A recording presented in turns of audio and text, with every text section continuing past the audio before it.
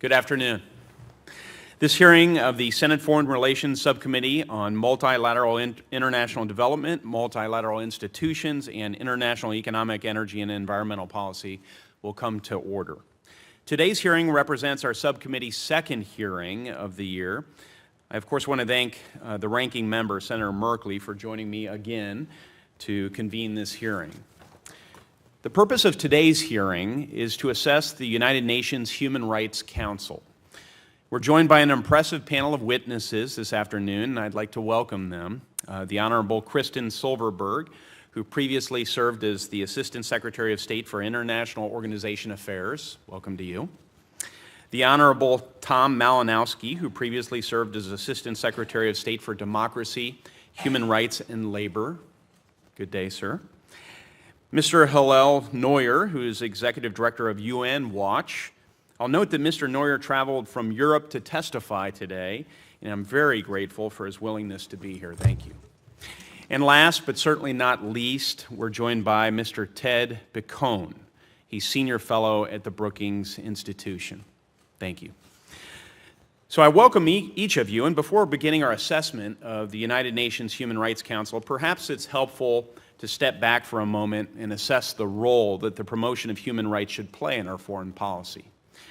The Declaration of Independence declared that we hold these truths to be self-evident, that all men are created equal, that they are endowed by their Creator with certain unalienable rights, that among these are life, liberty, and the pursuit of happiness. While we know that our nation has spent much of our history trying to narrow the gap between these self-evident truths and our daily reality, it's noteworthy that our founders used the phrase, all men. Today, we would expect they would say all men and women, but the point is that our founders didn't suggest these inalienable rights were limited to just Americans. If we accept the fact that these rights aren't reserved for Americans alone, but are instead universal rights, then we have an obligation to ensure these universal human rights inform not only our domestic policy, but our foreign policy as well. Yet promoting and protecting human rights internationally isn't just a matter of principle or just a matter of morality. Promoting and protecting universal human rights overseas also helps secure American national security interests. As Ambassador Haley has emphasized in her UN Security Council remarks, most recently on April 18, the protection of human rights is awfully deeply intertwined with peace and security. As she observes, human rights violations can often serve as the trigger for a conflict.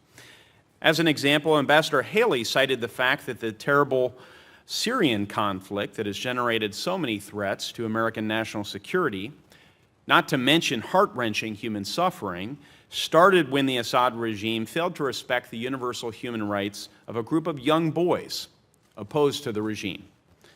So in short, both our principles and our interests, our values and our security, are advanced when the promotion of universal human rights figures prominently, not peripherally, in U.S. foreign policy.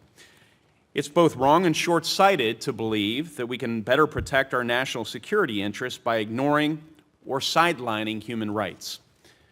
Perhaps that's why the United Nations Charter, that our country played a pivotal role in establishing, states clearly in Article 1 that one of the four purposes of the UN is to promote and encourage respect for human rights and for fundamental freedoms for all, without distinction as to race, sex, language, or religion.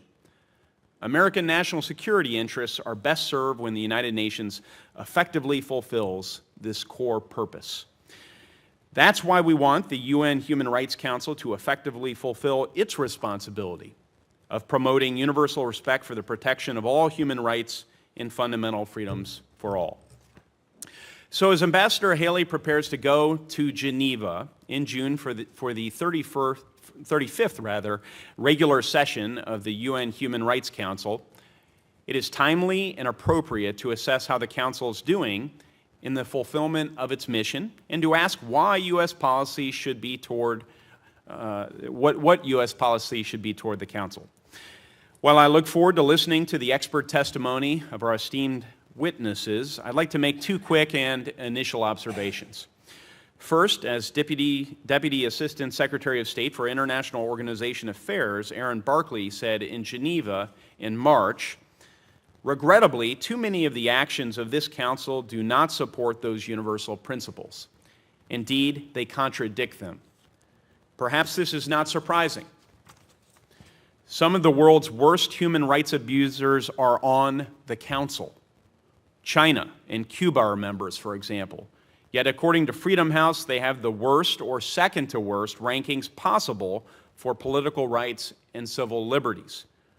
Second, the Council has exhibited a systematic, reflexive, and frankly shameful bias against Israel, our closest and most reliable ally in the Middle East. Israel is the only country in the world that is subjected to a permanent agenda item.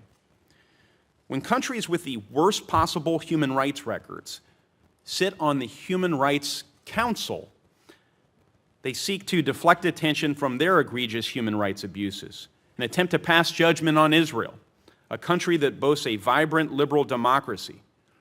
The credibility of the Council is further undermined, and the United States must not be silent. America, I believe, is at its best when it models and promotes respect for universal human rights. We should expect the same from the UN Human Rights Council and its members. So with those thoughts in mind, I would now like to call on our ranking member, Senator Merkley, for his opening remarks. Senator Merkley?